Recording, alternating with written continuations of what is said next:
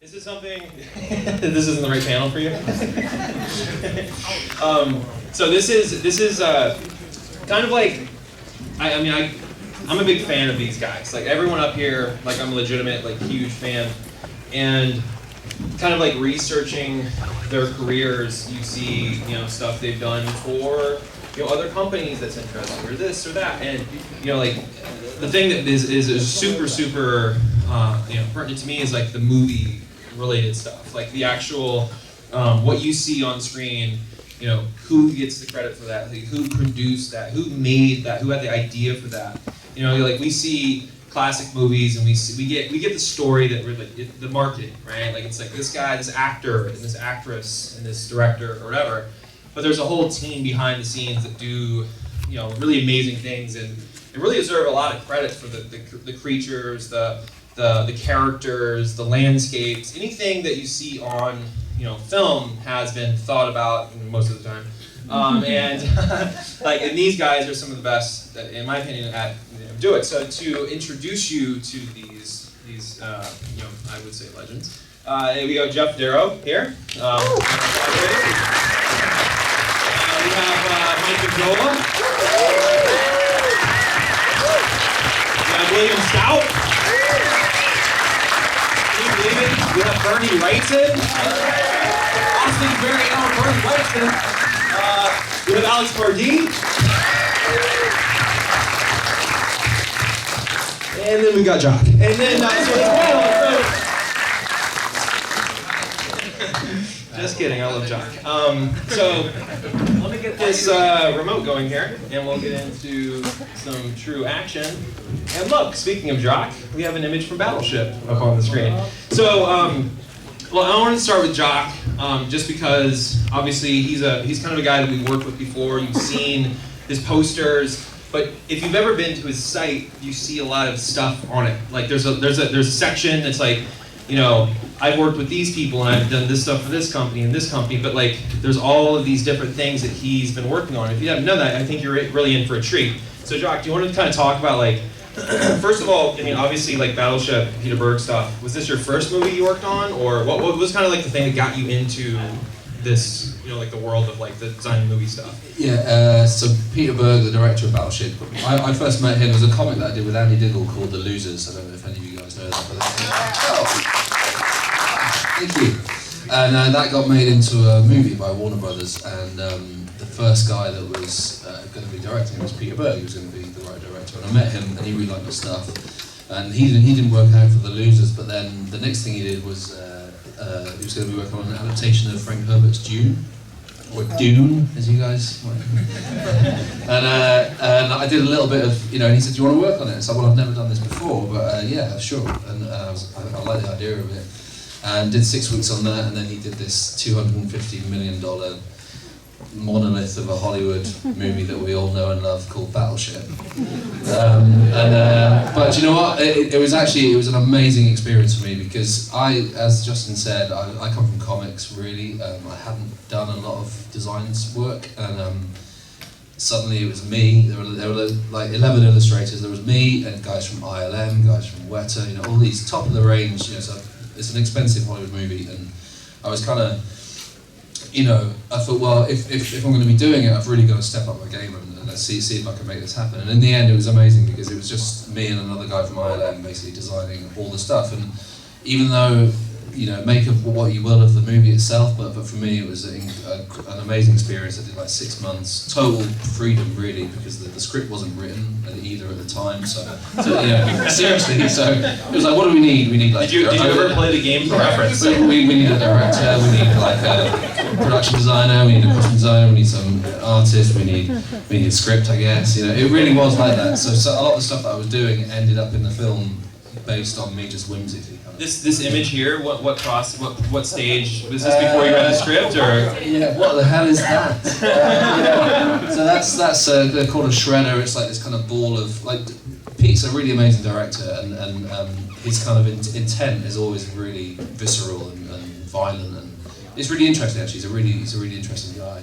And these were shredders. They were like big balls of chainsaws that kind of split open and wreaked havoc. So Excuse me. So this image, I remember sending this in. It says work in progress because I really went for it on this one and tried to make it the most violent sort of image that I could. And he phoned me back and he goes, "Yeah, I like it, but can we make it a little bit more kind of aggressive and violent?" I was like, "Jesus."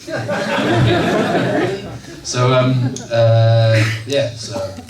so 6 months. You know, on Battleship, I've done Dread. I did some costume design on X-Men and some other stuff. So from this has come a few more things as well. And we have the kind of alien creatures. This is talk about that a little bit. Yeah, so this is these are called thugs, and this was development of the helmet and the costume they'd be wearing. And the first time I spoke to the costume designer, that image on the right, on the right there, you're right, was they were having real trouble coming up with a helmet design. And the costume designer phoned me up when I sent that in. She goes, "Hey, I was going to do an American accent. I'm in America. Sorry." Sorry, I won't do it. Yes, she goes, "Oh, hey, Jack." She goes, "You won $1,000." I was like, "What?" And I didn't realise, like Pete Berg said, whoever designs this fucking helmet that we can't get right wins $1,000. So what did you spend that on? Drugs. Anything you meant? A few curries, you know. And this is this further refined or is this going backwards? This is more stuff. Yeah, these are early helmet stuff. The ones at the top were maybe more similar. I mean, it's funny, like you say, Battleship wasn't the most critically, kind of acclaimed movie, but like Justin said at the beginning, there's always behind the scenes guys working on it that are putting, I put everything I had into working on it, so you want whatever you work on to be amazing. Well, I do anyway, I try. And, it was a really good experience, even though it's kind of arguably the kind of classic bubblegum sort of lightweight, movie, which I'm sure other guys have experienced with studios as well. So leaving Battleship here and jumping into a movie that I'm a gigantic fan of is Dread, and you have a lot of ties to 2000 AD. Was that always kind of like from the beginning? They're like, we want Jock on this, and and I guess in the order of Battleship and this, like where did this kind of land? Was this kind of starting a little bit before Battleship? Was Battleship before and this came after? Like what was the? Battleship was after Dread actually. Dread was straight after June. Yeah, and sorry, I don't want to hog the mic too much, but Dread's a movie I'm very proud of, and I was like the fourth person on it. So Alex Garland, the writer, had written the script. There was a couple of producers, and then they asked me. I actually,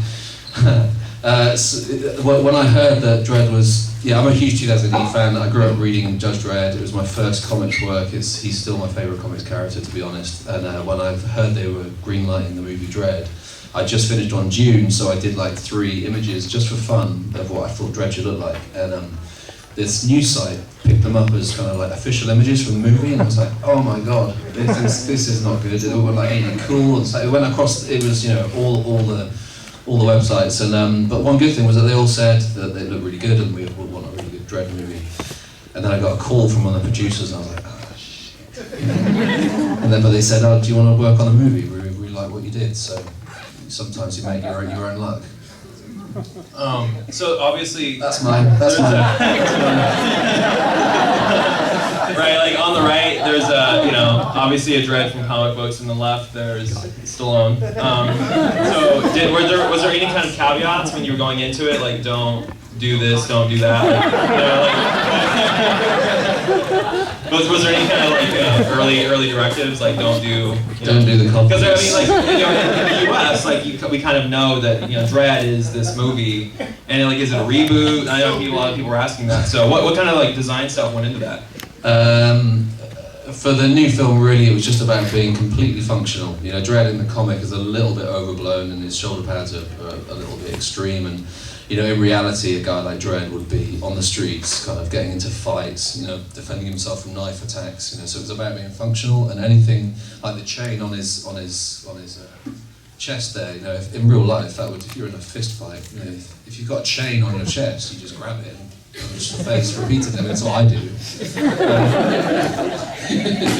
But yeah, so it's just about being functional, and you know, Alex is very big on it being an absolute believable reality, which I think any good sci-fi should be. You know, I think sci-fi falls down when it doesn't obey its own rules, when it's kind of, you know, it's this way in the first 5 minutes and this way in the second sort of thing. So Dread was about making a believable reality and a believable functional city that, and a possible kind of where we could all go as a society. So that was kind of really just the remit that I had to design with. And then I guess we have some images of the weapons up here, and like the lawgiver, right, is like kind of an iconic weapon in the comic book. What was the, you know, I see you have like based on, you know, like real type of weapons. What was the progress from that like? Yeah, so it was a very cheap movie. They didn't have a lot of money, so any design you had to do would ideally be retrofitted onto existing, like for existing weapons, for example. The bottom image is really close to the comic gun, if any of you know it. But Alex was keen to like lose the dial and just kind of streamline it a little bit to a more believable gun, which is what we ended up with. But yeah, no, it's interesting. You know, doing any adaptation, you have to kind of be faithful to a certain degree, but you have to try and think about what's going to work. You know, not only on screen, but on the day-to-day kind of shooting, you know, environment. And as I say, Dread was so low budget that it really was kind of just trying to, you know, make the most with what we had available. We have like images of Mega City and that you designed. What was did you take any specific cities to base this off of? Like the buildings, like, you know, peach trees. Just like brutalism architecture, you know, kind of concrete. There's a lot of places in the UK that kind of, once they were bombed in the war, you know, they were built up just concrete kind of high-rise flats, and you know, just sort of brutal, foreboding architecture, basically. Was that your Cheech wizard in there? Did you toss that? No, I actually stole that. Sorry, yeah, fake. No, that's not mine. Yeah, I mean, actually, a lot of the movie work, you know, sometimes, especially environment work, I do start with a photo and start painting over the photo because it immediately gives you the, you know, the lighting and the environment. And for something like Dread, again, where they were shooting on, they didn't build stages. Well, they had some stages, but they generally shot on location. So it was about making a believable place, and then you maybe extend bits of it with you know, buildings and high rises and what have you. So yeah. More Dread. I'm trying to get this thing to work. Yeah, and this is the Cursed Earth. Was that ever supposed to be? If you've read the comics, the Cursed Earth is kind of a, you know, that's kind of one of the most popular storylines. Like, was this a consideration that he was actually going to like get out into this thing, or is this something that we were waiting for like later? Well, the movie opens with like a slow pan over the Cursed Earth, so there is ideas of going to the Cursed Earth, but this was another early one where we imagined if it was like a nuclear landscape, maybe the sand had like become completely glass, so you could open with almost like a kind of art house, sort of low across the glass with like, you know, lights and reflective kind of moments, a real kind of gentle, beautiful kind of intro before you hit like this kind of horrible city. But it didn't end up like that. It ended up a little bit more like a typical kind of, you know, post-apocalyptic landscape. But this was an early idea of it being more like glass. Nice. And the guys moving on to Days of Future Past. God, guys, I'm so sorry. I'd love to hear what some of these other guys. No, the way this is broken down, I kind of grouped it together by artist. So we'll go through Jock and we'll move along. I hope this isn't boring to anyone. So yeah, you want to talk a little bit about this? We have lots of. I can just go through these. Lots of images about, you know, like what you did for different characters and stuff. But you want to talk about your involvement with Days of Future Past, because that. Yeah. Did costume design on X-Men and a little bit on G.I. Joe, and that just came from knowing Louise, who was the costume designer on Battleship. This is how things work. Obviously, you know, if you do a bit of work and people like what you do, and then they'll take you on to their next project. So X-Men came about just from knowing Louise, the costume designer. Did a bunch of stuff. Yeah, Colossus was the main one. That's pretty much as it was on screen. Did some stuff on Wolverine and on Picard as well. I mean, as well. Yeah, there's the Wolverine. Yeah, that's on the left, like wearing a flight suit, but kind of trying to get the iconography of the comic, you know, his daft costume into the flight suit. And so these were new? Random mutants. Were these new mutants? Yeah, just the one on the left is like a little tip of the hat to the Dazzler. I don't know if you can see that on her leg. Yeah, kind of knows the famous comic character Dazzler. Yeah, just random mutants really. Let's see what else we got here. So did any of these guys get used in the movie? I don't know. Do you know what? Actually, I only watched it for the first time on the flight over here. It's completely true. Yeah. Yeah, it was alright. I thought it was a really hard movie to make, balancing all those elements. It was alright. How much of your stuff made it into the final cut? Did you see a bunch of stuff in there? On X-Men? Yeah. Saw some stuff. I mean, I you know, with costume design, you're almost like an arm of an arm. You know, it's with Battleship, it was much more overall. You know, the environment, some of the kind of machinery and all that kind of stuff. Same with Dread, but with X-Men, it was just concept costume design. Sorry, so. But, and so I wanted to start with kind of the guys we worked with before to show like the modern kind of stuff. Like Alex worked with Zack Snyder on Sucker Punch pretty extensively, right? Like you did, you're gonna see like a bunch of the weaponry and the character designs and a bunch of different other stuff like the bunny mech, that type of thing. Do you want to talk about your how you got hooked up with Zack and how that all happened? Yeah, but hi. Really quick, this is super weird for me because, or not weird, but like really surreal because sitting next to this guy right here is pretty cool. But I did have something that I wanted to say to Bernie, which is when I was about 8 years old or so, my dad rented a VCR for my sister for it was like a slumber party. And they rented Poltergeist and Creepshow, and this is like in '84, I think. And so I snuck down and I watched it, and I was like, yeah, Poltergeist is alright. I was like, fucking Creepshow is awesome, So I became like really obsessed with Creepshow as an 8-year-old, and my mom didn't like that, but my dad was cool with it.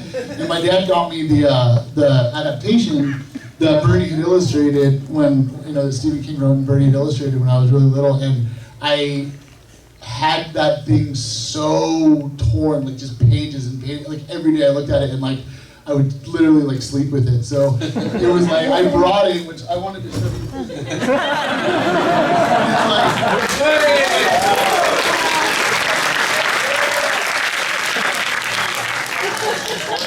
So I just wanted to like basically say like thank you for sleeping with me as a kid.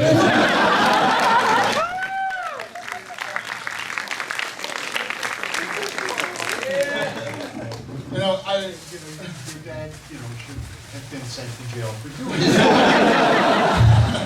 Well, the next thing my dad did was show me Bill's work on Return of the Living Dead, which before that, I had no idea that movies didn't just make themselves or somebody just made movies. Like, I was like, oh, it starts somewhere. Okay, cool. Like, so that was cool. So being up here with these guys is insane. So, what's that? You can sue for child abuse. Oh, no. Well, that was just the tip of the iceberg. But yeah, so the Zack Snyder, the Sucker Punch thing, I have zero idea really how that happened because before working on Sucker Punch, I think that the last time that I had drawn a weapon or a girl or a robot was when I was like 10. And most of the guys that I draw are naked, so I don't really know how that happened. But no, like, so what, the way that worked was I got contacted by them. I kind of like randomly form weird friendships here and there, and the Zack Snyder relationship was, I did a Watchmen-inspired print for New York Comic Con a few years ago, and I got word that Zack saw, this was before they were, in pre-production on Watchmen, and he had got word that, or I got word that he had saw it and wanted one, but we were like out of them, and I was like, well, whatever, like, I'll figure something out. And then it turned out like I was working on an animated project for Warner Brothers at the time called Chatham, and I found out that our offices were right above his offices, and so I used that as an opportunity to sneak him down the original Watchmen painting that I did for it, for like his birthday, which is kind of nerdy, but that's like, I infiltrated my friendship with him that way, and so we just kind of formed like a mutual kind of, friendship, relationship thing, and then like a few years later, Zach called me up and was like, I'm announcing this new movie that we haven't got anything done for, we're just starting it out, so I want you to kind of like, can you do something for Comic-Con so that we can announce it? And I'm like, okay, what is it? He's like, well, let me just explain it to you. And he spent 4 hours, which is awesome. He spent 4 hours telling me the entire like script, like camera angles. He was jumping off chairs and he's like, okay, so take that and just make something. And so I had like a week to basically sum up this whole movie that he had told me about that had nothing for it, and create that first image that you saw up there, the one with the Victorian looking image. So I did that, and that was just kind of like what set that kind of ball rolling, where I did that and then like stepped away, and they used that to announce stuff. And then they had worked with like the Aaron Sims company and a bunch of previous companies to do like all this really cool environmental art. And then I got called back in kind of as like more of like a, I guess like to take all of these different worlds and all of these different things that they were kind of coming up with and tie them in together with artistic elements and kind of like put things together and kind of put, I guess, flair on things or change stuff and kind of make it consistent. So I got to go play in these worlds and like, so like, you know, like one of the things that was the first kind of role that I had with that was basically taking a traditional style Japanese katana and making it new, but while keeping every single thing traditional about it, which is a really odd direction to go. Have you shown the sword or anything? I don't know. I have no eyes in the back of my head. No. But anyways, so I had to come up with these like kind of like... There you go. Here's the designs for the scabbard. So what we did with the sword was like traditional katanas are inscribed with kind of like a, you know, like a heartfelt meaning or a family crest or something on the very bottom, like 6 inches of it. And so I came up with this idea to, like the movie revolves around this girl's imaginary world, and this is her imaginary, you know, her life. So I wanted to tell the whole story of her like psyche and her adventure through symbols engraved all the way across the sword. And we talked to like these blacksmiths and these engravers, and they're like, no, you can never do that. And the cool thing about working with Zach is he's like, yes, we can.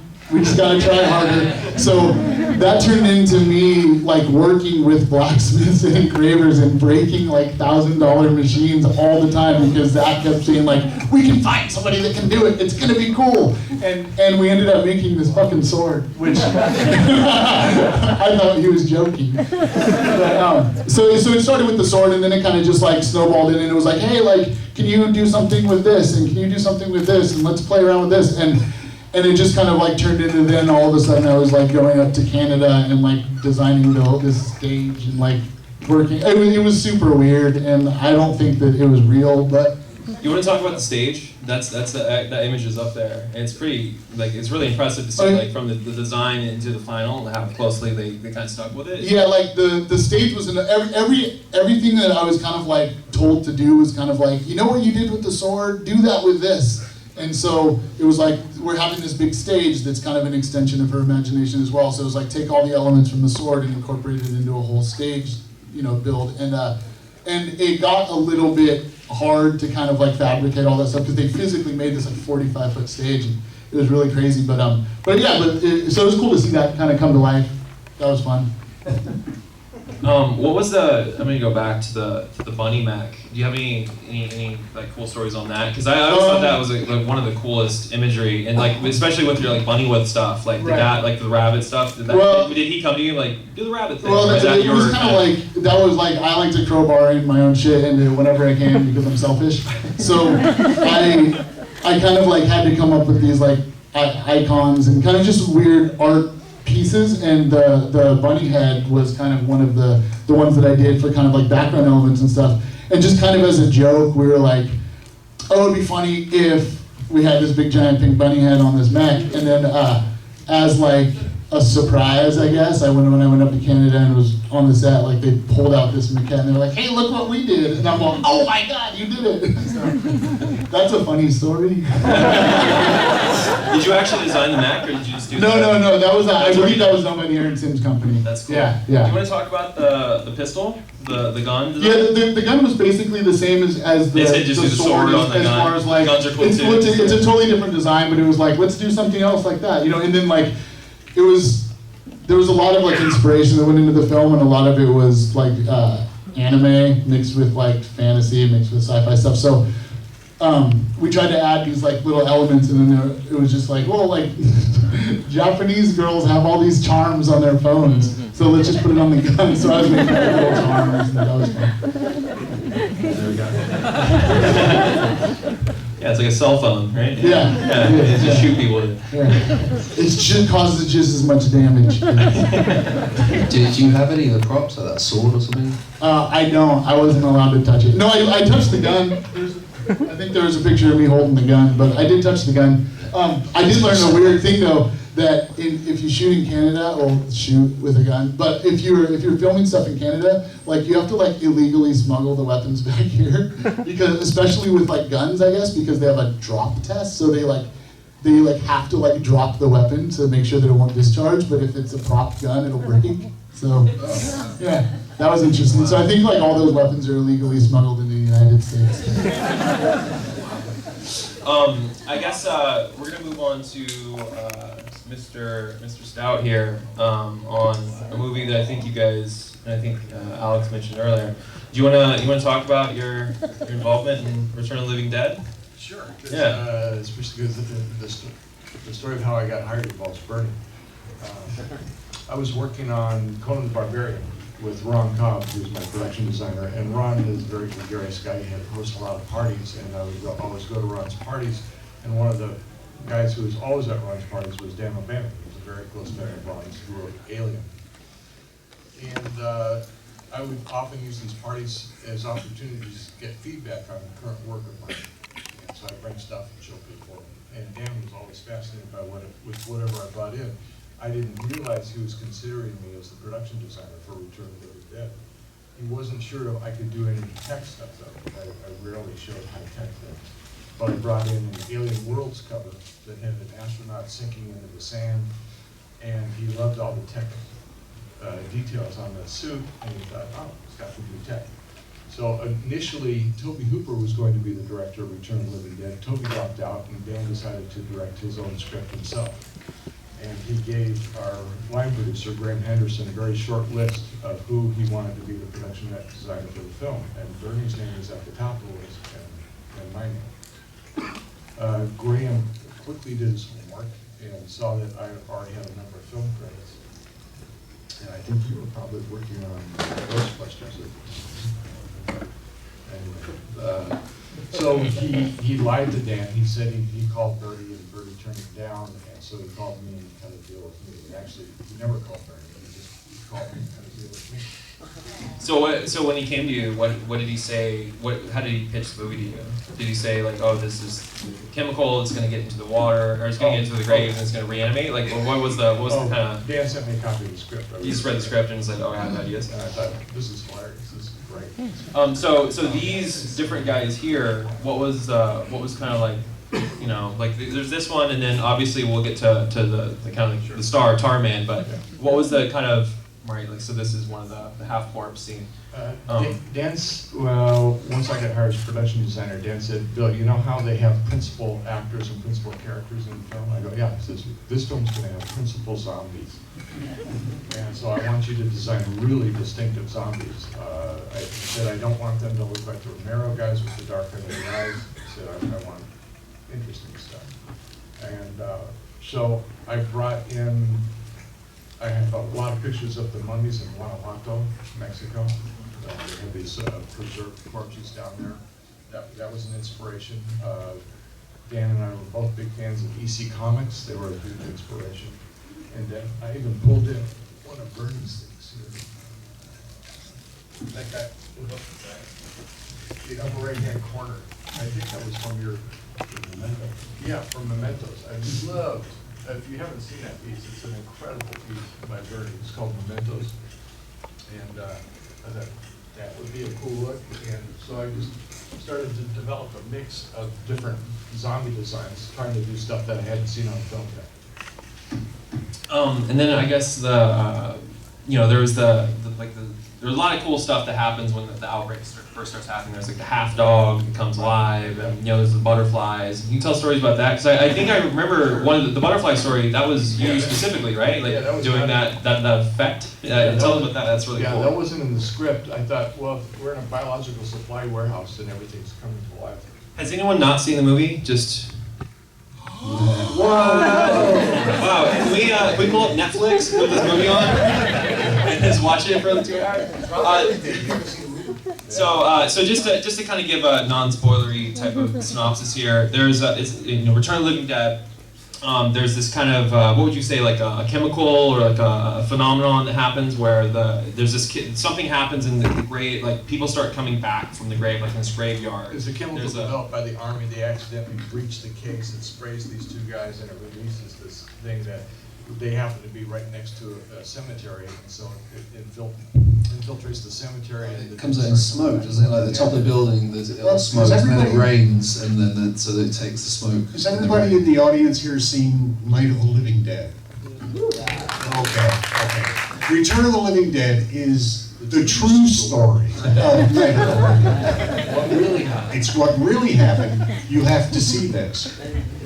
It's available on DVD. You should really check it out.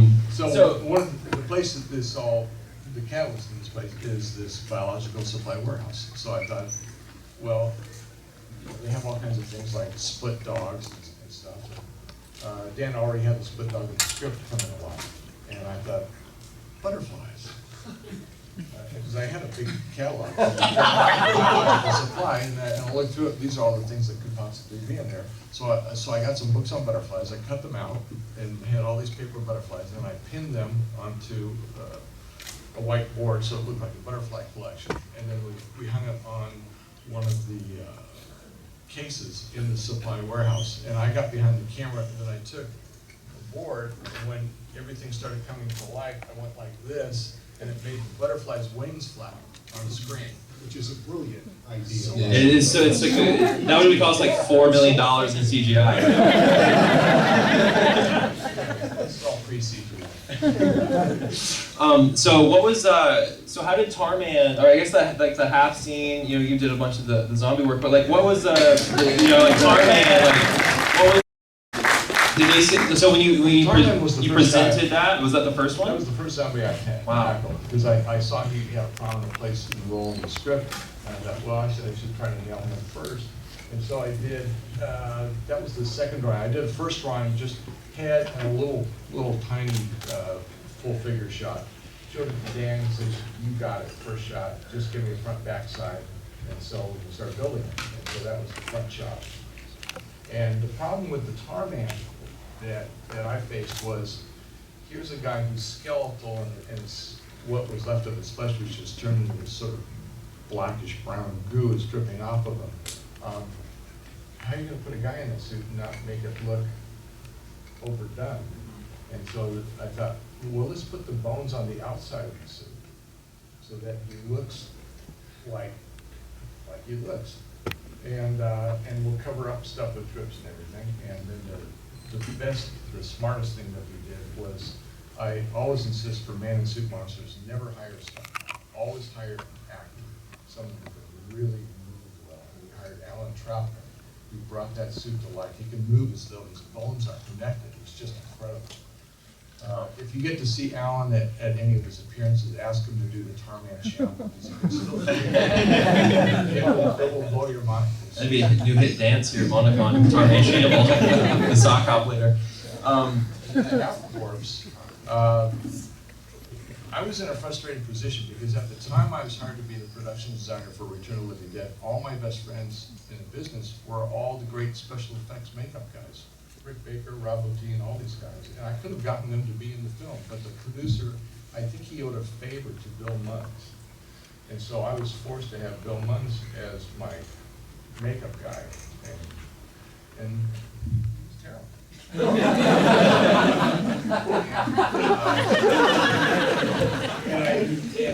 But my hands were tied. I finally got Graham, the line producer, I said, look, I'm really good friends with Rick Baker. Let me hire one of the kids that's working for me. I called Rick up. I said, who have you got who's a real up-and-comer, who's a great guy that you can let go for a little while?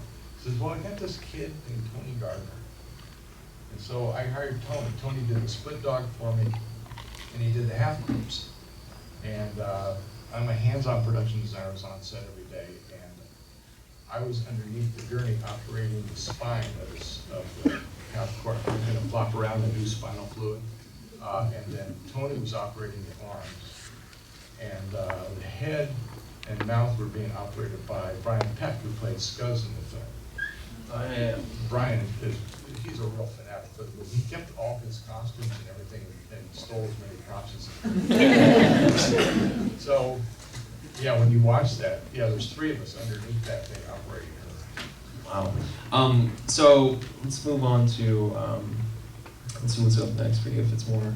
Yeah. So this I wanted to bring up. What is this is one I'll totally admit. He sent it and we found matching images, but I have zero idea what this is from. So could you tell me the story of this? I always thought this creature was so cool. Yeah, this movie was called Monster in the Closet. And the cool thing about this monster in the closet is, yeah, he's a monster, he's in a closet. But when he opens his mouth, that's where the real monster is. It lives inside him and it shoots out and bites you.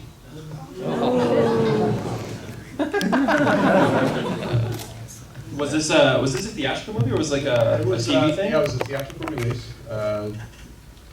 Super low budget. I didn't see it in the theater. I watched it either on tape or on DVD.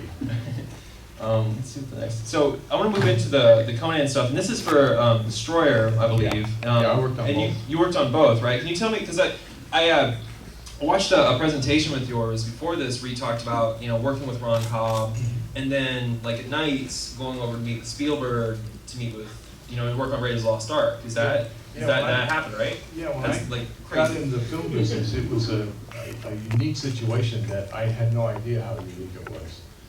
John Millis was our writer-director. Ron Cobb was our production designer. For the first 2 years, Ron Cobb and I were the entire art department of Conan. John was good friends with Steven Spielberg, and he was producing 1941 for Steven. And that was just wrapping up. So Kathleen Kennedy was our receptionist. 2 months later, she became John's personal assistant, and a few months after that, she became Steven Spielberg's personal assistant, and then 2 years later produced E.T., which was the fastest rise I've ever seen. But Steven's office was right across the hall from our office, so we'd work on Conan during the day, and at 6 o'clock, Kurt comes down and run across the hall to knock around ideas with Steven for his next project, which was Raiders of the Lost Ark. And I thought it was always going to be like that. Yeah. So one thing I also thought was really interesting was Milius' homework assignment to you guys on Conan was the Japanese Film Festival. Yeah, there was a gigantic Japanese film festival going on, and we were working on Conan, and I brought in the sheet with all the films, and John went through and circled all the ones that he thought were mandatory viewing. So And that totally influenced the kind of what you're working on shot wise, or just everything. Yeah, I think that's so incredible. It was like that one. If that film festival hadn't happened, what would this have been different? Yeah, that's crazy. Do you remember what movies you saw? Just curious. I not only saw everyone he circled, I saw just about every other one as well. I just fell in love with Japanese. Kurosawa stuff, or I saw every Kurosawa film. They had every Kurosawa film shown. I saw every major samurai film. Every film with Tatsuya Nakadai. Every film with Kurosawa's favorite guy, Kishore. It was important we saw Qui-Gon, because that ended up being in the Conan film, where they take the guy and they start writing a spell with characters all over his body, his face and everything. And they used the same idea in Conan. So when you guys were doing Conan, I mean, obviously there's a wealth of literature for that stuff. Did you go back and reference any of that stuff, or was this kind of whatever? I'm sure that you probably you were familiar with that type of stuff before, but huge Howard fan. Right. And the interesting thing about that is there had never been a sword and sorcery film ever made prior to Conan. So when we got to Europe to make the film, we had this international crew that said, okay, so what is this movie like? And they said, is it like a gladiator movie? I go, sort of. Is it pirates? Sort of. You know, it had never been done, so I ended up being the guy saying, okay, if we take this prop and combine it, this is right for the Hyborian world that we're playing in. And so it was a great education for me. I got to go to all the great prop houses in Spain and stuff, and decide what the film was going to look like just by what props I chose and how I combined them. Was Frazetta an influence? No. No? No. Here's a problem. I'm one of the biggest Frazetta fans ever, but his stuff works great on paper. It does not work on film because it is not detailed enough for film.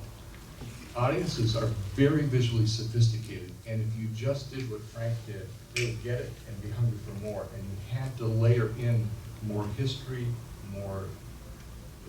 Frazetta works in the moment, whereas film, you are working with time, and you're working with the succession of images, and the audience takes those in very quickly and digests them. And you have to give them much, much more than you give an illustration. I think it's incredible that like his influence, you know, with coming out with the paintings for like the paperback novels and stuff, and it being like everyone copying that, and that was kind of like the look of Conan, right? And that wasn't even like used at all. It's pretty incredible. Same That, thing applied to John Carter when I was working on the John Carter films. If you just took the Crinkle or Frazetta or St. John imagery, that would not be enough to sustain a film audience.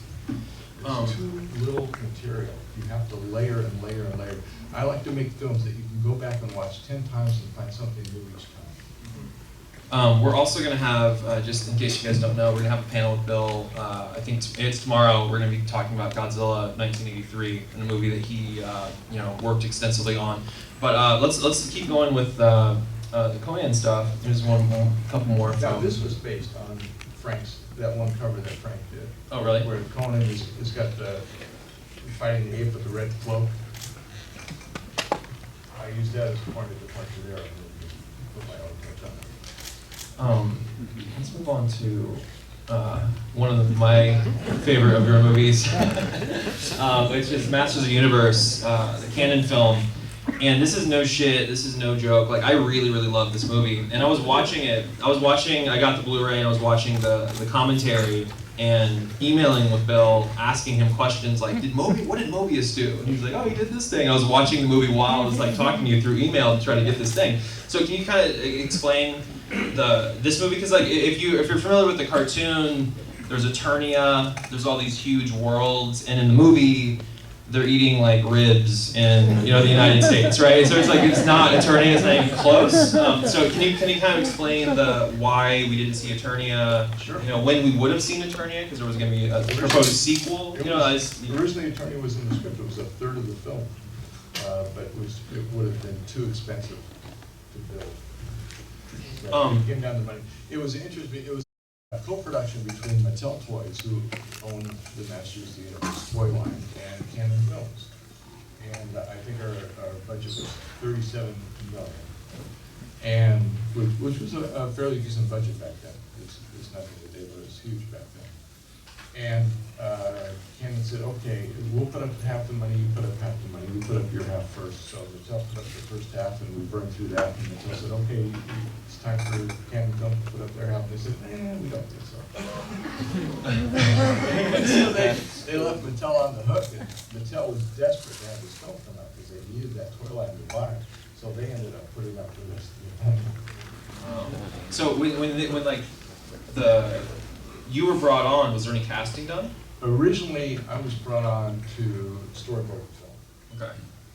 And so... was anyone designing it at that time? The production designer was a guy named Jeffrey. He's an Englishman. I don't recall his last name. He had done the film Pardee. Okay. Had anything been done? Did you see any design work or anything, or is this all scrapped? Yeah, Claudio Mazzoli, who was close to Gary Gott as the director, he had done some initial big concept paintings and stuff. Jeffrey had done a few things. And then Gary and I hit it off really well. We really spoke the same language. We're both big Jack Kirby fans, and so we could speak in a shorthand to each other. Yeah, I mean, if I do a drawing for sick there, give me a little more curvy on that. I know exactly what he was saying. Was there stuff in the movie like the boom tube and the fourth world stuff? I always heard rumors that there was like all of it, like essentially they made a Kirby movie. This was like the closest thing as we become like a Kirby movie. Was that I think was that's that what kind Gary of? wanted to do. Mhm. That wasn't, I wasn't conscious of that. Yeah. So with So I was storyboarding, and then occasionally I do a design for Gary. I said, hey, we've got this character Blade. What do you think of this? And they go, oh, nailed it. so you created Blade. Great, yeah. That's like, man, I'm after that figure all day, every day. Interesting, the guy who played Blade also was in the film that I wrote for Roger Corman, The Warrior and the Sorceress. Really? Anthony Delonis. But see, he was like a swordsman, right? He's a swordsman. That was his He why he was trained cast. all the sword. He did all the created all the sword choreography for both films. That's incredible. So Gary started really loving my stuff, and then the production designer got jealous and said, "Hey, stick to storyboards." Mhm. Fine, okay. So, but Gary was one of the best pitchmen in the business, and I remember one day he had been taking all the Mattel people around, showing them what was being done on the film, and he saved the art department for last because he knew it would blow him away to see all these paintings and stuff.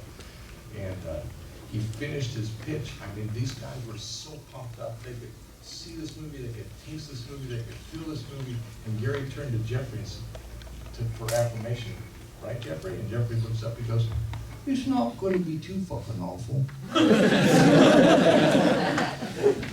Jeff left the film about a week later. And I replaced him as production designer. So what are these designs, guys? These were designs for Sorod, initial design.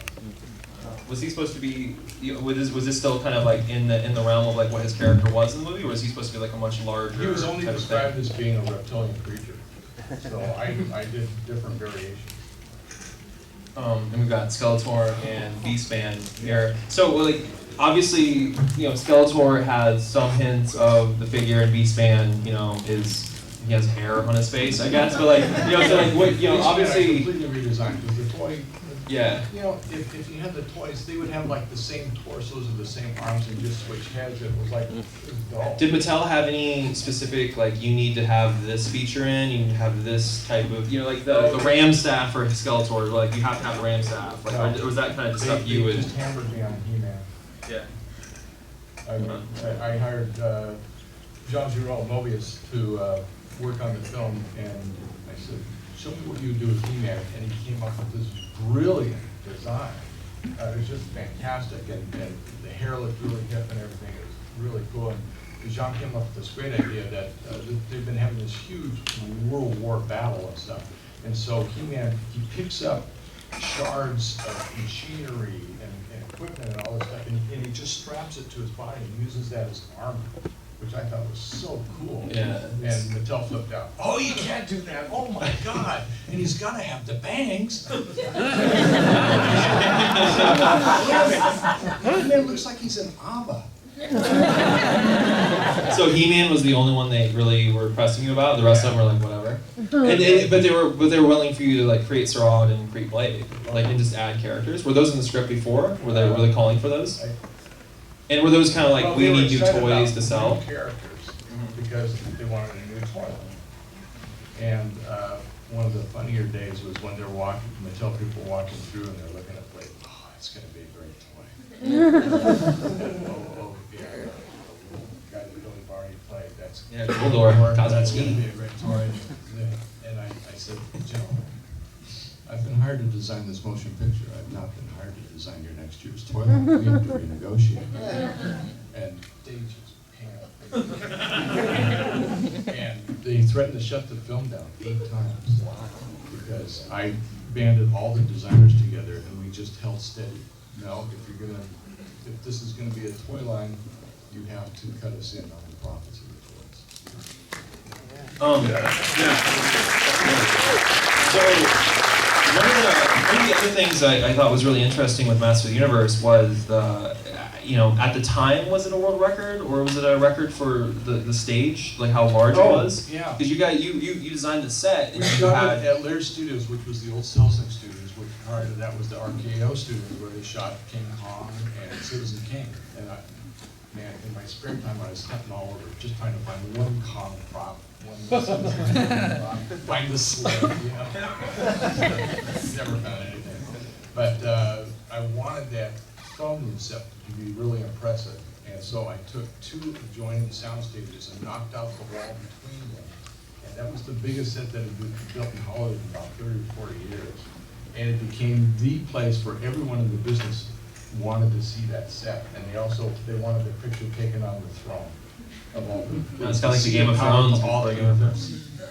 And so it was amazing. I remember Sylvester Stallone showed up and he wanted to see the set. He was looking at the set and he hung around and was watching him shoot. And he saw him shooting a scene with Dolph. And as you know, he was the guy who discovered Dolph and put him in the Rocky movie. And he turned to the director and he goes, "You gave that guy lines?"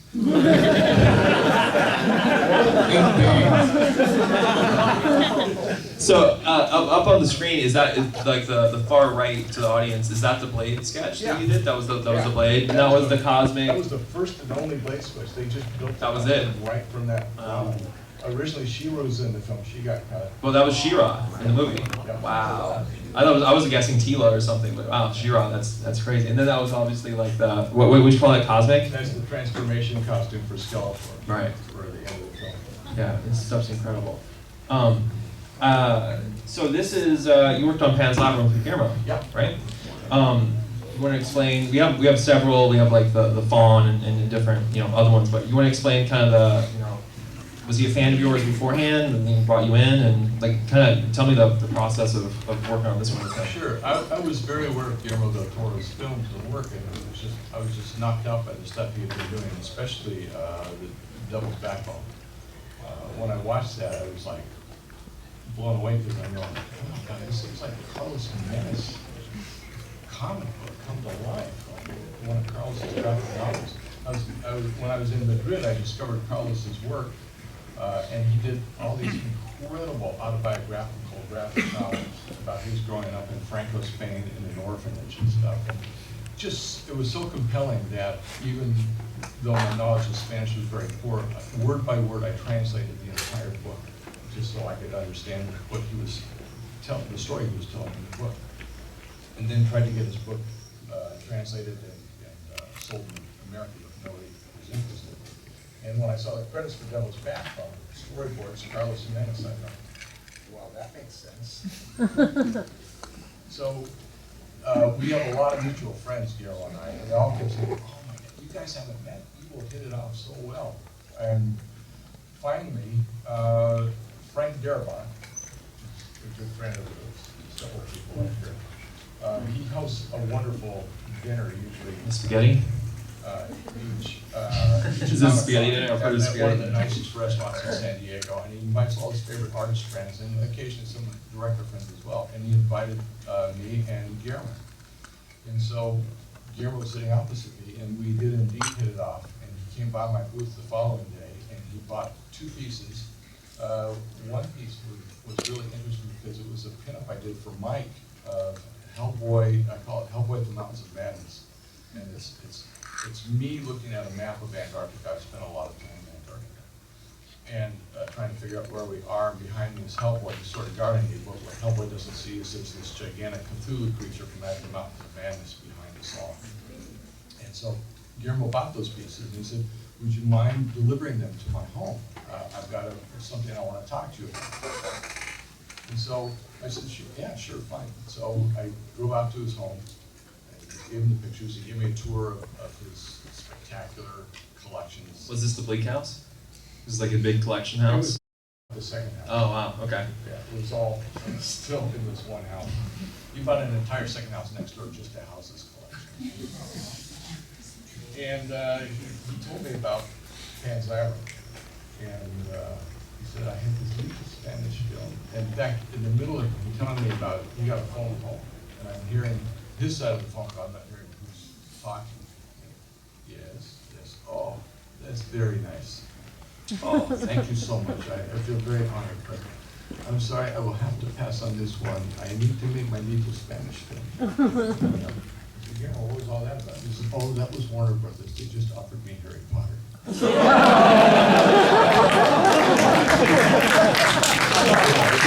Oh my God, the integrity of this guy. Okay, he's really serious about making this great little art film.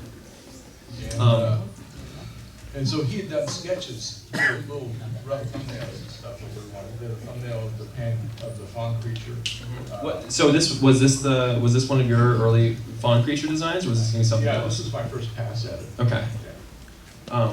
And then it went to. He knew he liked my set designs too, so I designed a set based on Basque architecture. I did a lot of research. I knew he wanted to work Basque, and so I did a lot of research there.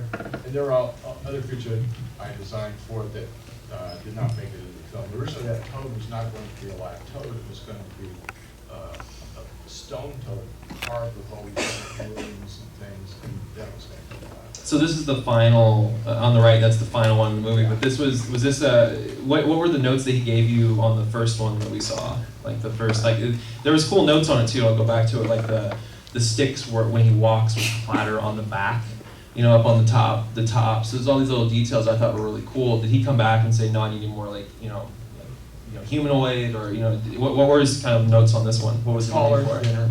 Taller, thinner, and then you came to, was that literally the next drawing you had, that you sent to him, was this, the one on the left?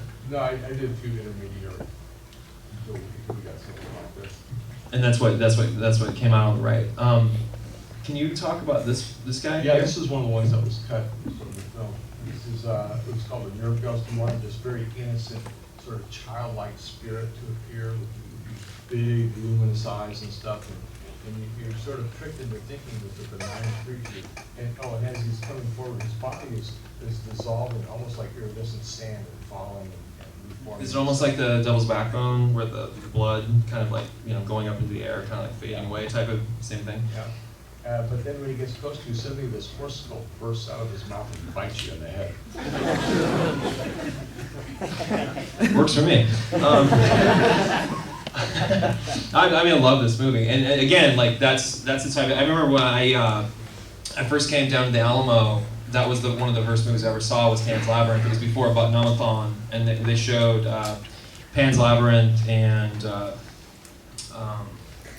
Children of Men. That was like a double feature, and I had no idea that you had worked on this at all. It was just like that, and I guess that's kind of the point where. Doing the research on this stuff, I was learning all of these things and being fans of theirs, like seeing like what Bill's done and what Mike's done, and let's keep it moving here. Yeah, I guess we're on Mr. Darrow here. This is very exciting for me. Geof was very instrumental in the design of the world of the Matrix movies with the Wachowskis. So do you want to talk a little bit about how you met them and how this all kind of happened? Really want to know? I mean, we can skip it. We came all this way. No Matrix stuff.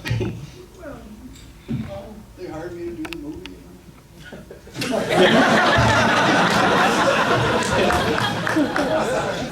It was a job.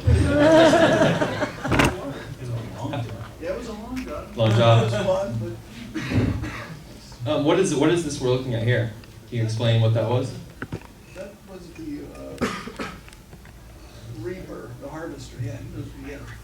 And the harvest, those. Have you seen that movie? No Matrix viewers here. There's those big towers that all those people plug in like light bulbs. Let me see if I can find them. Actually, this is my drawing. Good job.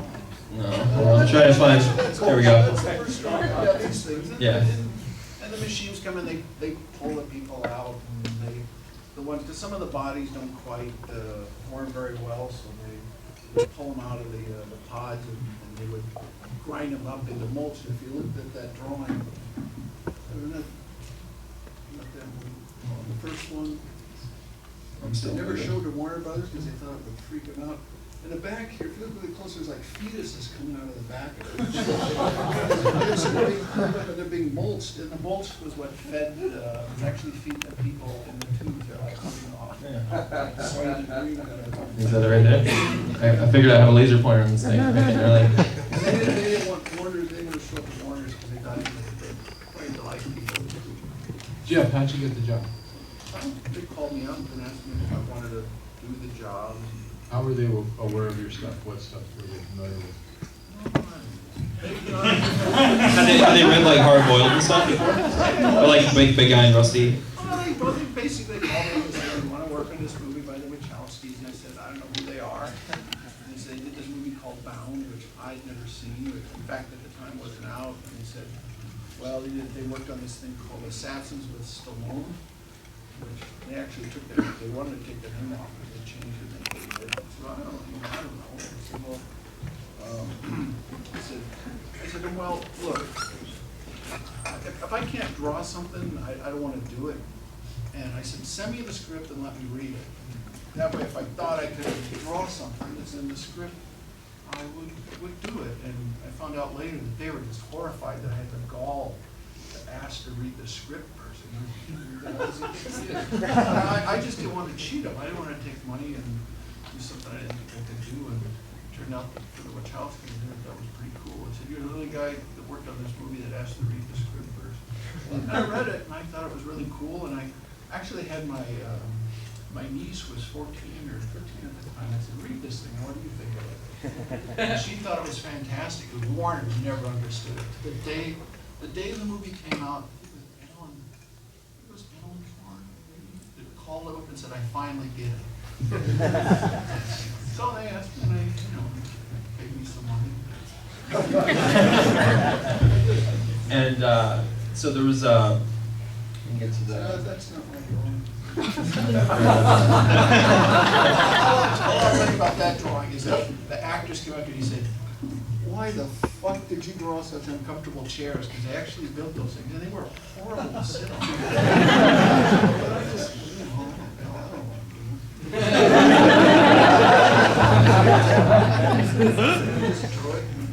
They had to sit in it for hours on end. Thank God for Preparation H, I guess. Oh man, so what else we got here? That's the first drawing I did, and I was living in France, and I made a Xerox of it, and I had a fax machine, and I faxed it to him. And the Wachowski said that the thing was coming out of the machine, and it was like, there was so much pencil on it that it was just clogged up. They said it had like 10 or 15 minutes for it to come out. They thought it was okay. Drove me crazy. I kept thinking they were going to fire me because I don't know. I mean, I worked on those movies for 3 years of my life, and I would go into them every day and say, "Let me, you're paying me too much. I don't know what the hell." Was this your first movie you worked on? No, actually, the movie we should really be talking about was my first film, which was Barbed Wire.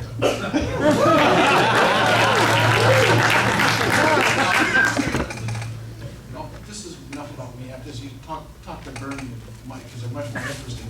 But the funny thing about Barbed Wire is that for some reason, I did this comic called Hard Boiled, and they had it in their head. There's a scene in there where the character is attached to all these machines, and there's like a bar around it. And what the hell I was thinking?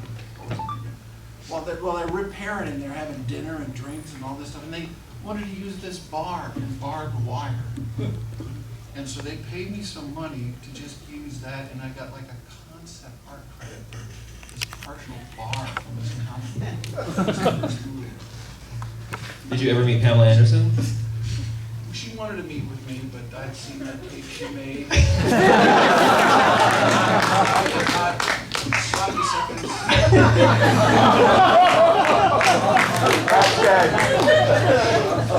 Once you met Darrow, there's no one.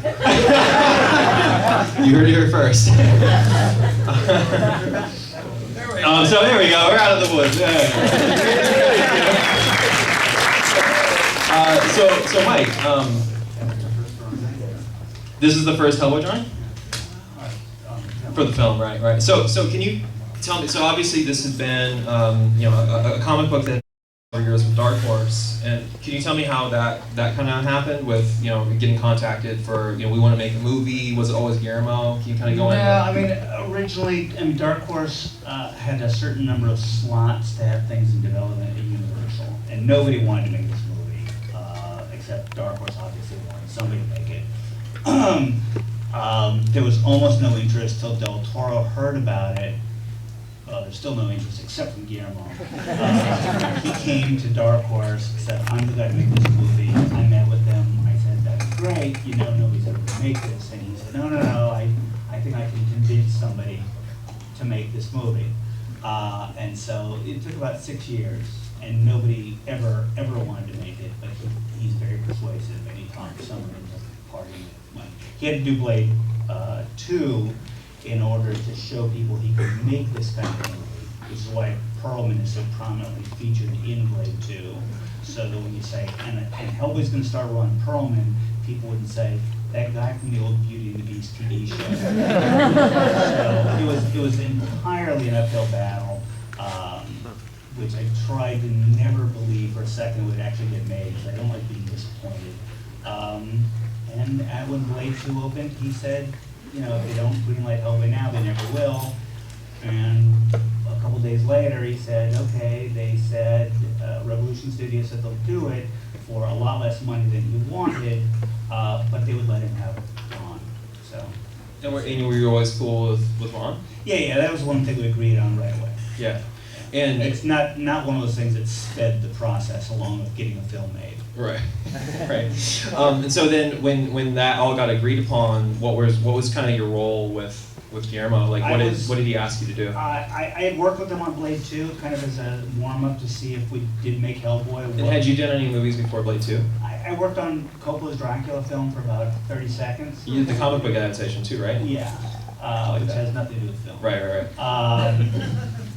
And I did production design on a Disney film. Was that Atlantis? Atlantis.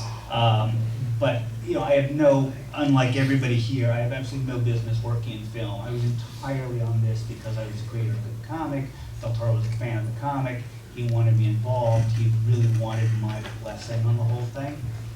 So it was also, you know, an amazingly small budget movie where there was like 3.5 designers on the whole picture. And so, yeah, I was there as visual consultant. We came up with that because it didn't really pin me down to actually being able to do anything. So I could just say yes, no, okay, I'll draw it if nobody else can draw it. What was your day-to-day? Were you working with the other designers in a room with guys just drawing? I shared an office with fortunately, I mean, the best piece of luck I ever had was sharing an office for months at a time on both Blade and on Hellboy. A guy named Ty Ellingson, who actually designed all of Avatar. He worked on Star Wars, he worked on Jurassic Park, this is what he does, and he can do anything. So I learned a lot from him. Mostly I learned how much I shouldn't be there.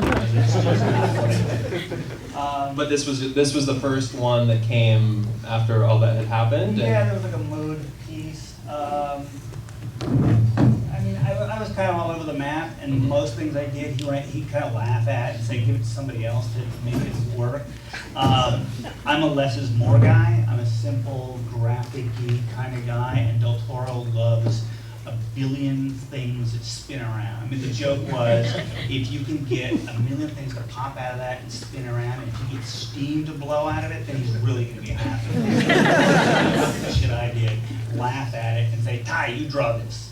I took out the slide that you sent of the Rasputin's hand, because in the notes in it was that you drew the hand, and essentially what you said, like he's like, it needs to spin more, it needs to do more things, and he gave it to someone else and did the Rasputin hand. So I was like, oh, we want to have that slide up here, but that's why I gave it to you, so you can see what I do and how it translates to the film. The coat's probably one of the very few things I did that made it into the film. Mm-hmm. I mean, actually, quite a bit of what I did in the first movie sort of made it into the film. Mostly it went through other guys to refine it and add the moving parts. But before the costume designer came in, I had an idea of how the coat would work. Because in the comic, the coat is just a rolled up sleeve that would never fit over his hand. So in comics, no one ever asks you, how the fuck did he put that coat on? So I came up with this, and I worked with the costume designer on Blade 2, and I didn't want to see her solution, because I remembered her solutions on Blade 2. So I beat her to the punch, and then just make her eat Did you design the rolling cases too with all the weaponry and stuff? Nothing with wheels, nothing with technology. I can't do shit. I'm entirely there because I happen to have created the character. Oh, this I added this. I was like super excited. Marvel Comics was not, as I heard, was not at all happy with this. But it's almost a direct copy of a Thor comic. Yeah. And what I heard was Del Toro said, "Oh, you know, don't make a stink. I'll direct one of your movies." And I went, "Oh, okay." But what was Everybody the, believes Del Toro will do their next movie. So is this something that was written in the script, like there was going to be kind of like a backstory to Hellboy where he had been a comic book hero type of thing? Or? I don't remember. I mean, at some point it was like, yeah, I think that there would be the gag of him being a comic book guy. Yeah. Oh, so that was so Right. cool. So I think it looks like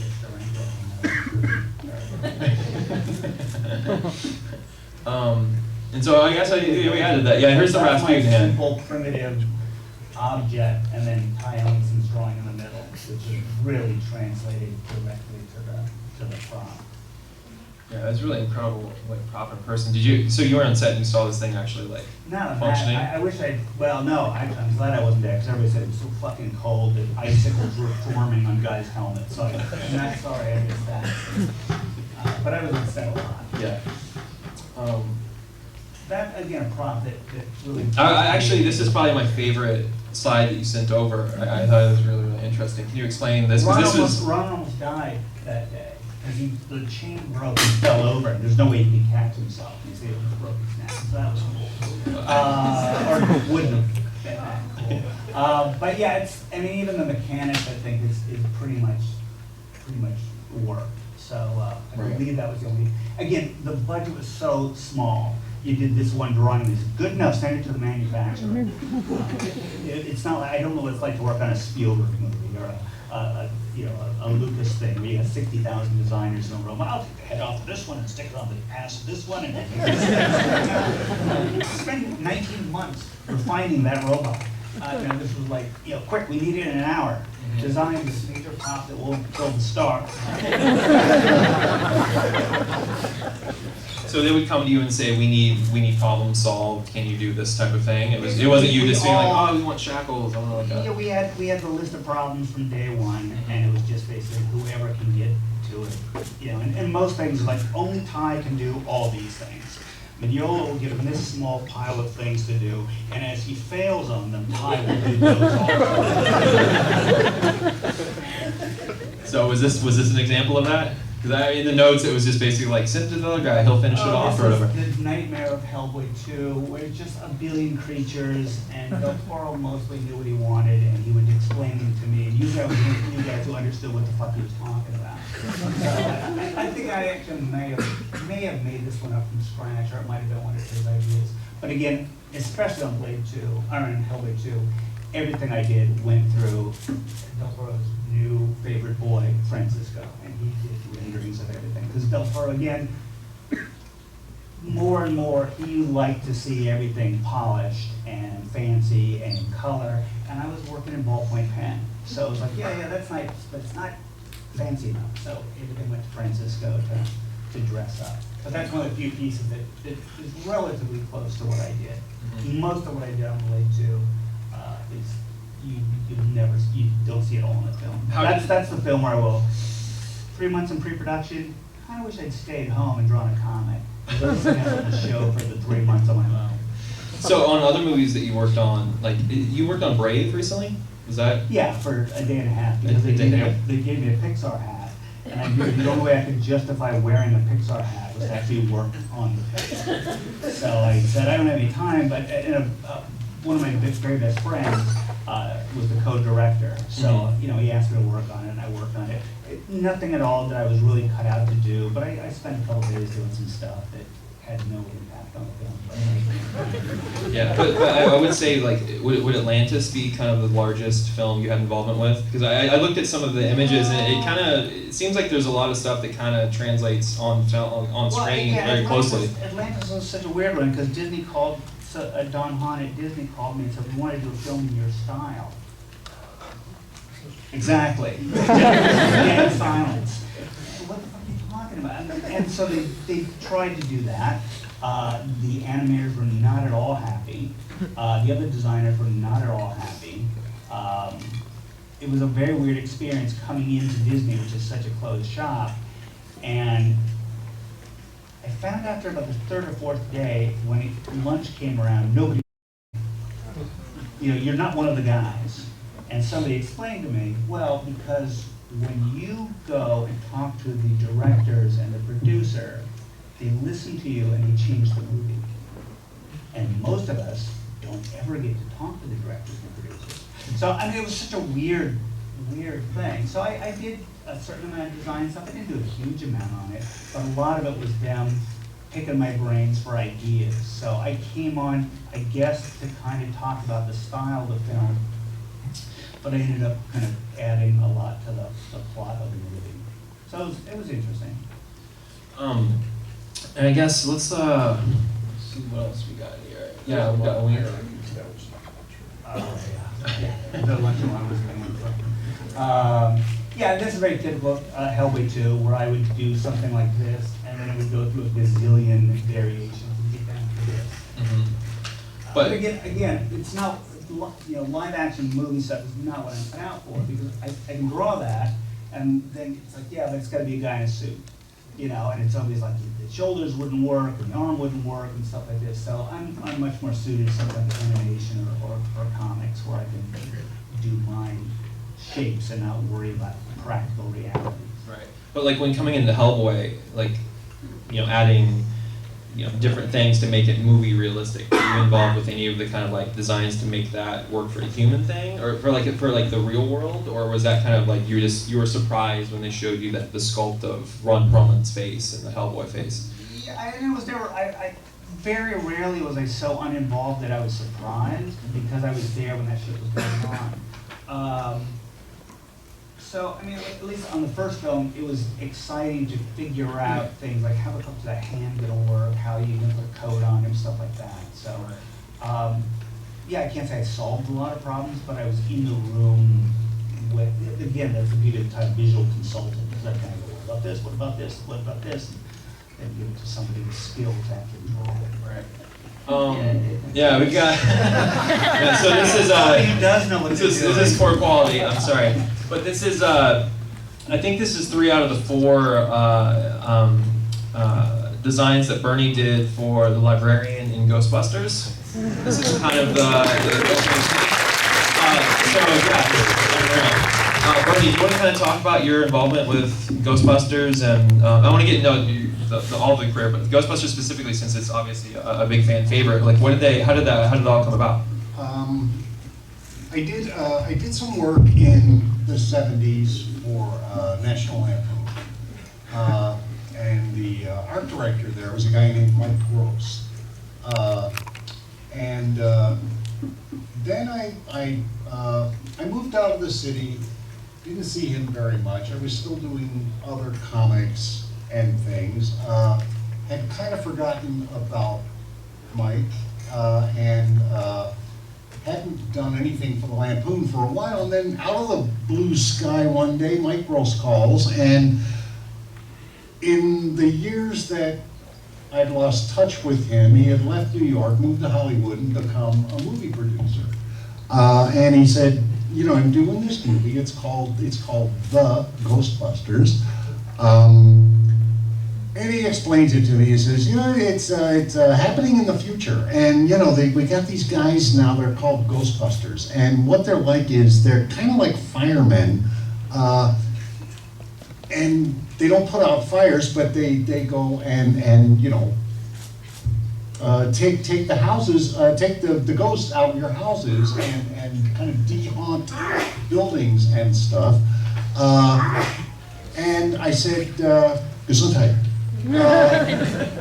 I said, well, that's kind of funny. And he said, yeah, that's right, it's a comedy. And I said, great, you know. And he said, we're looking for designers on this. And he said, you know, we got some good people working on it, but I'm not entirely happy. The other producers are looking for other directions and everything. And he said, I thought of you because you were able to draw, you know, macabre stuff and at the same time make it funny. And I said, okay, cool. And he sent me a copy of the script. You know, I'd seen comic book scripts before. This was the first movie script I ever saw. And on the first page, it said first Was this your draft. first movie that you ever designed? Was this the first movie you'd ever This was worked the on? first movie I ever designed. This was Ghostbusters, okay. 1983, 82, thereabouts. I think the movie came out in 84. Right. But they sent me a script, and along with the script, they sent me a bunch of Xeroxes of some of the designs that they already had by other artists. And on the Xeroxes, Mike had taken a red Sharpie, and he'd draw a circle, like around a foot, and make a note, like this foot. And draw another circle around a face of a monster. Hate this face. And basically, I was just jumping off of this point that other artists had started. Dr. Frankenstein. And well, no, he said, you know, create monsters. Don't feel restricted. Just, you know, this is more of a guideline, you know, than anything else. He said this just kind of shows you our thinking, you know. Oddly enough, it was helpful, you know, for what, you know, I wanted to do. You know, it gave me a clear idea. This was my first movie. I had no idea about how inarticulate and foggy and unclear movie makers can sometimes be in trying to explain their ideas. You know, there are guys who are very, very specific about what they want. And you know, I like working with them. And there are other guys who, you know, are kind of vague. You know, I have sort of the edge of a shape that I have in mind. You know, and, you know, okay, you know, this is. I can tell this the ones that I absolutely hate are the ones that say, I don't know what anything in this goddamn movie is supposed to look like. Just start drawing, and I'll know it when I see it. Yeah. Well, can you think of anything off the top of your head that you've done that on? I've done concept drawings for a lot of movies that never got made. More than the movies that, you know, that actually were made, that I worked on.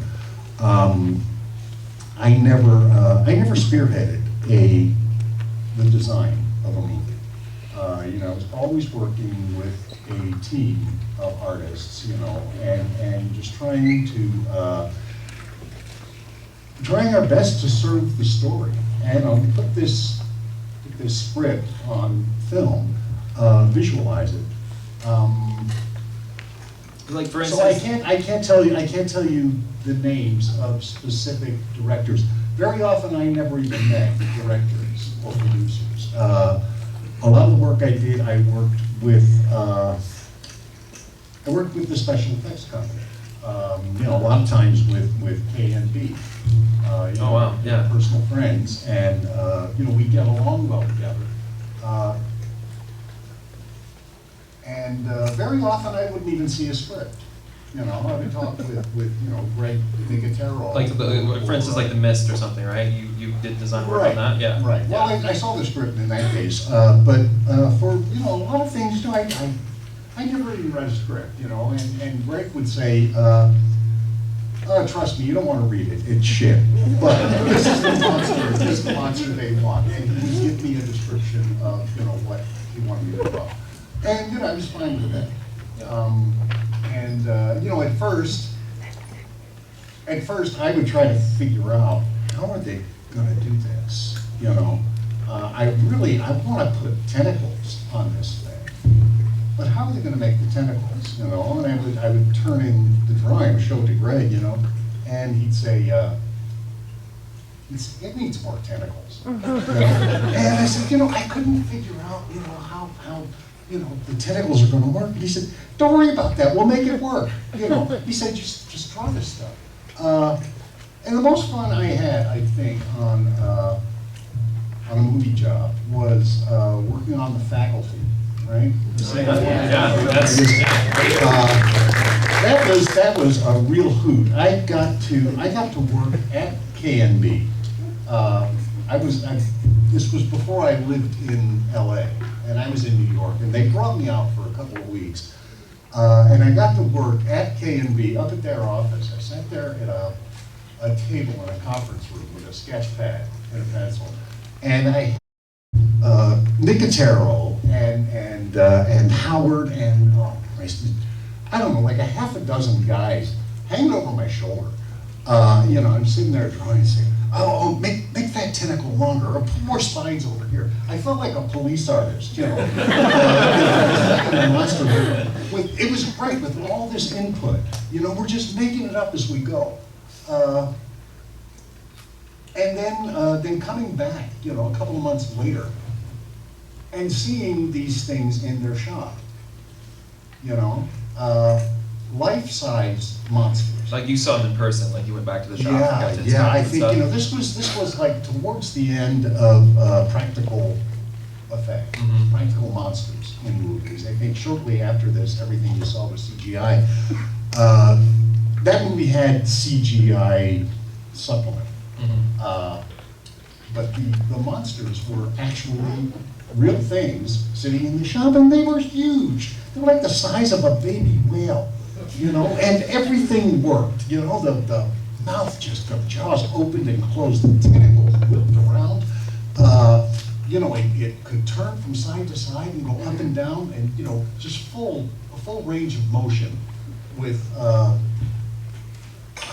you know, like you know, 2, maybe 3 dozen guys working on, you know, with cables and things on it. So often that's just more impressive in the shop. Yeah. I've seen stuff so impressive in the shop. You said, no one's ever going to believe this. You see it on screen, you go, yeah, it looks fine. Yeah.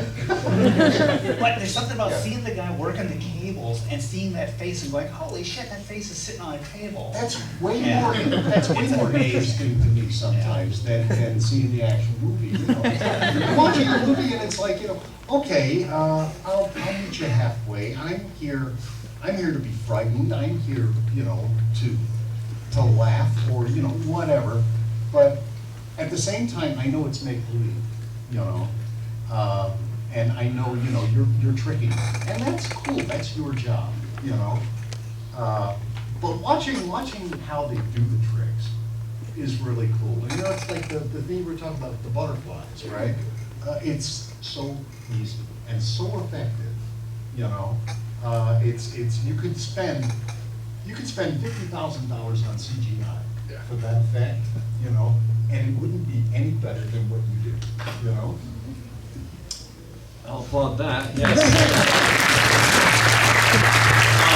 So, having worked on movies like, you know, Bill, you worked on, you know, before, you know, digital was really a thing, and you worked on stuff like Pan's Labyrinth and Bernie, you too, where, you know, like something like Faculty versus Galaxy Quest or Mist or something, like, is there any kind of, you know, satisfaction to working on movies that you could actually like physically see the product of it versus like a computer type of thing? Is there any kind of like you said, you walk into the K&B and you're like, oh, this is cool, versus not seeing anything or seeing kind of an animated thing? I'll tell you what, for me, you know, like I say, everything all of my movie experience has been, it's been a very collaborative effort, and I've worked with other artists. You know, I've never been, you know, the one artist work, and everyone contributes.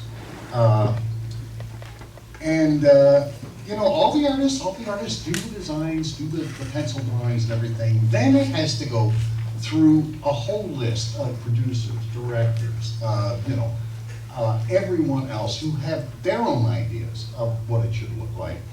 By the time it gets to the screen, more often than not, it doesn't look much like your drawing.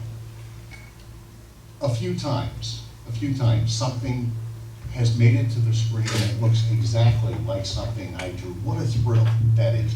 The little blue babies in Galaxy Quest look exactly like the colors. Right? Everything else I worked on in the movie, you know, I worked a lot of work on the rock monster, right?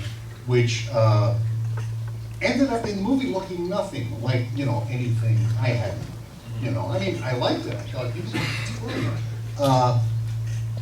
But it had nothing to do with anything I drew, really. The other time was The Mist.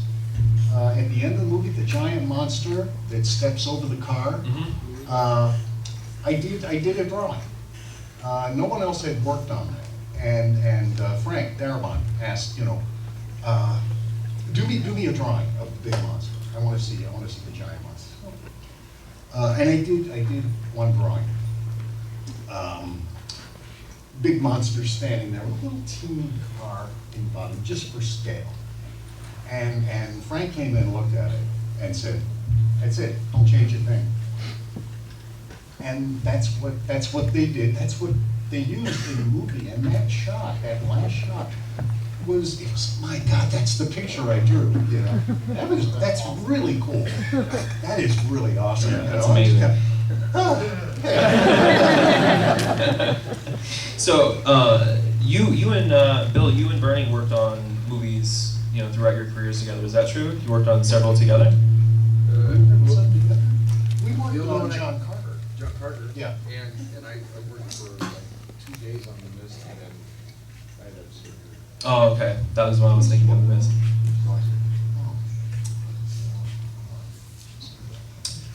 I think that's about all we have for this. I want to open up to the audience if there's anything missed, question-wise. You guys want to throw out there? Yeah, on the corner there. So, you know, a lot now with all the CG, how do you guys approach working with what's a really important relationship with the special effects supervisor?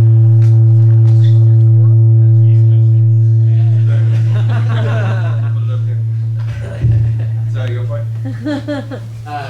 So now Sorry, with, I completely missed the ending of your question. We were vibrating quicker and quicker. So now with CG being very prevalent in movies, but still at the same time, I feel like they're getting to a point where they are creative and interesting. You know, movies like John Carter, like Man of Steel. There's these really heavy design elements to them that are so integral to the movies themselves. And it seems like that part of concept art and CG is like they're meeting a lot earlier in the pre-production phase. What are your relationships like with the special effects guys? I haven't had any experience of it beyond seeing, actually, like Bernie was saying, there are a couple of shots where it looks like my stuff, and it was done by ILM, which was insane.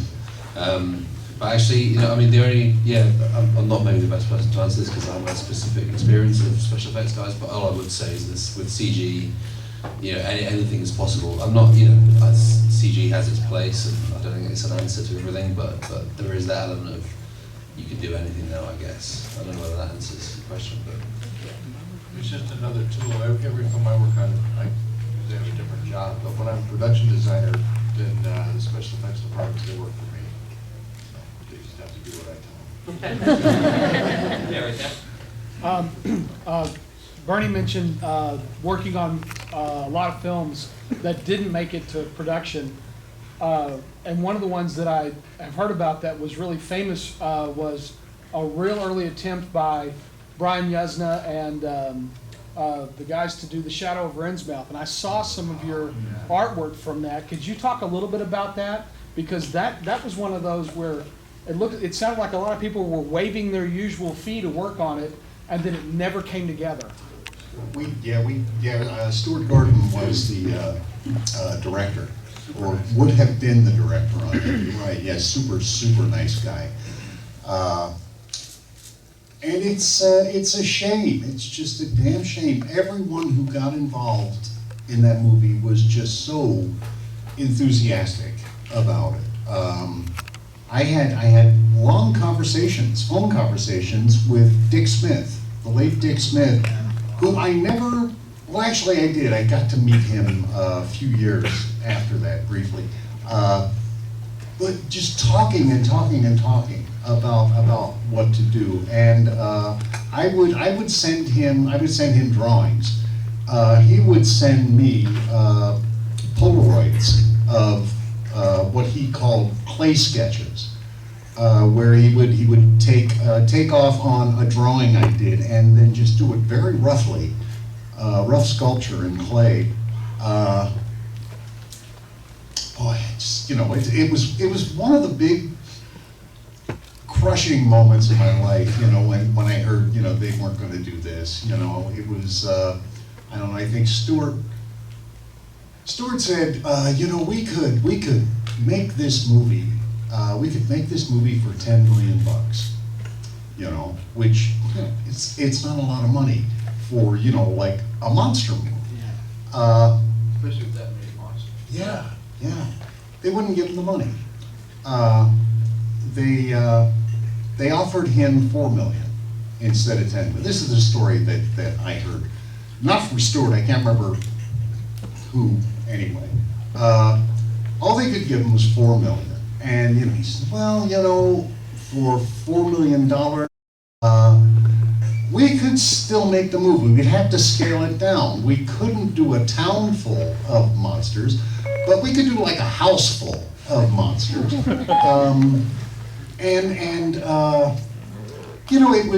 It was mostly, whoever the studio was, the movie company, just getting cheaper and cheaper and cheaper. The thing finally just fell apart. And, too bad. Didn't a lot of it end up in Dagon? I finally saw Dagon because somebody told me that, this is what happened to Shadow over Innsmouth, and I watched Dagon, and to be honest, I couldn't see a damn thing from Shadow over Innsmouth in Dagon. My impression is, it was just a real rainy movie, and really, really dark and shadowy, and The longest chase sequence ever. and people, First 45 minutes of the film. and people speaking in very thick Spanish or Italian accents, and I could not understand a word. Got a chance for one more? Anybody want to seal the deal here? Oh yeah, there you go. Can any of you all describe a grueling work deadline that you've been under in the studio? Every day. Is that Every film. Yeah. George Lucas described making a film, or directing a film, as like you're on the front of a speeding train and you are the guy laying the trap in front of the train. And there's an old expression in the comic book business, and it applies to movies as well. Don't do it good, do it Thursday. And what that means is the most important thing about what you're doing is making the deadline. And no matter what you do in pre-production, on the day, chances are 50% of the time it won't work. So everything will have to be rethought, and while you're burning daylight and crews are getting paid to stand around, you got to refigure out how to make some prop work that didn't work. And a third of the script and a third of what we designed will not end up being even made or shot. Yeah, and most of what you draw, no one will ever see. I asked John Miller, John, what's it like being a director? He says, it's great. It's like getting up in the morning and putting your face on a boat propeller.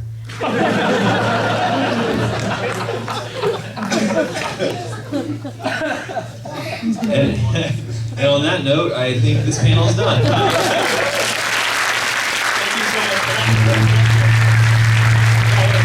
for I just finished making a movie, so it's coming out. Do you have the poster up there by any chance? Did you guys throw that in there? If not, it's no big deal. Yeah. Anyways, I made a movie with a director named Adam Green, and it's called Picking Up the Marrow, and it's gonna come out sometime soon. Maybe you should see it because I made some monsters for it. Thanks, guys.